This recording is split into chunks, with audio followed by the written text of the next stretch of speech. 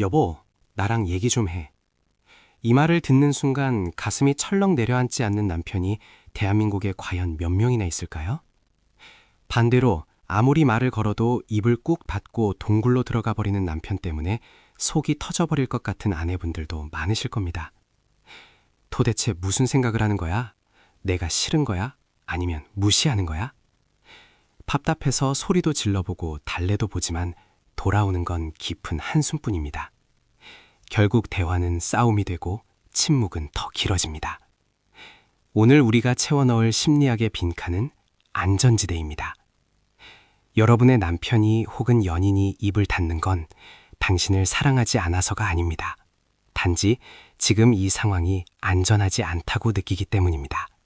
오늘 이 영상을 끝까지 보시면 다친 상대방의 마음을 억지로 뜯어내지 않고도 그가 제 발로 걸어 나오게 만드는 심리학적 안전핀을 얻어가실 수 있습니다. 부부 상담 전문가 한혜연 상담사는 아주 흥미로운 이야기를 합니다. 사람에게는 에너지를 충전하는 방식이 두 가지가 있다고 해요. 어떤 사람에게 대화는 사랑이고 연결입니다. 회사에서 힘들었던 일, 오늘 느꼈던 감정을 쏟아내고 공감 받을 때 스트레스가 풀립니다. 주로 아내분들이 여기에 해당하죠. 하지만 정반대인 사람들도 있습니다. 이들에게 가장 큰 휴식은 아무 말도 안 하는 것입니다. 뇌가 정보를 처리하느라 지쳤기 때문에 집에 오면 전원을 끄고 멍 때리는 시간이 간절히 필요한 겁니다. 그런데 이 타이밍에 오늘 어땠어? 왜 말이 없어? 라고 계속 질문을 던지면 어떻게 될까요? 아내에게는 그것이 사랑의 표현이지만 에너지가 방전된 남편에게는 그것이 또 하나의 업무 연장이나 취조처럼 느껴집니다. 남편이 퇴근하자마자 게임을 하거나 뉴스만 쳐다보는 건 당신이 싫어서 피하는 게 아닙니다.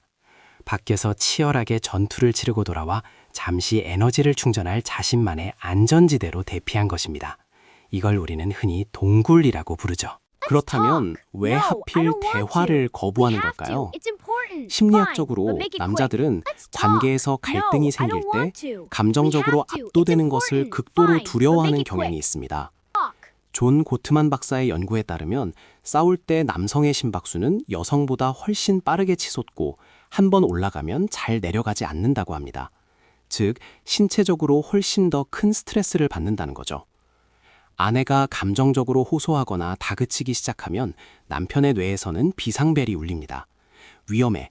여기서 내가 말실수를 하면 전쟁이 난다. 차라리 입을 다무는 게 평화를 지키는 길이다. 역설적이게도 남편의 침묵은 당신을 무시하는 게 아니라 자신이 폭발해서 관계를 망치지 않으려는 나름의 필사적인 방어 기제인 셈입니다. 하지만 아내의 눈에는 그게 어떻게 보이나요? 회피하고 무시하는 것처럼 보입니다. 그래서 더 화를 내고 더 문을 두드립니다. 말을 해야 알지. 나와서 말 좀 해봐. 그러면 남편은 더 깊은 동굴로 숨어버립니다. 안전하지 않으니까요. 이 악순환이 바로 추격자와 도망자, pursuer distancer의 패턴입니다. 자, 그럼 어떻게 해야 할까요? 남편이 나올 때까지 마냥 기다리며 속을 태워야 할까요? 아닙니다. 여기서 심리학적 솔루션이 필요합니다. 핵심은 여기는 안전해 라는 신호를 주는 것입니다. 동굴 입구에서 당장 나와 라고 소리치거나 연기를 피워대면 그 안에 있는 사람은 죽어도 안 나옵니다. 오히려 문을 걸어 잠그죠. 가장 먼저 해야 할 일은 질문을 멈추는 것입니다. 오늘 뭐 했어? 기분 어때? 왜 그래? 같은 질문은 동굴에 있는 사람에게는 요구로 들립니다. 대신 아주 가볍고 부담 없는 평서문을 던지세요. 이걸 저는 1초의 연결이라고 부릅니다. 그냥 지나가면서 툭 한마디만 하는 겁니다. 오늘 입은 셔츠 잘 어울리네. 왔어? 씻고 쉬어. 식탁에 과일 깎아놨어.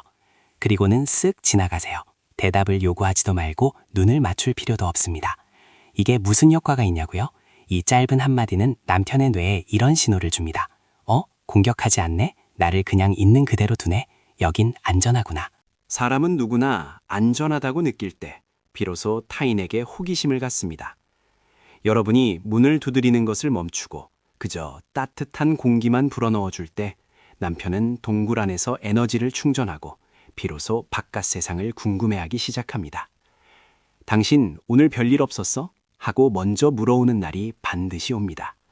그때가 바로 대화를 시작할 타이밍입니다. 물론 답답하실 겁니다.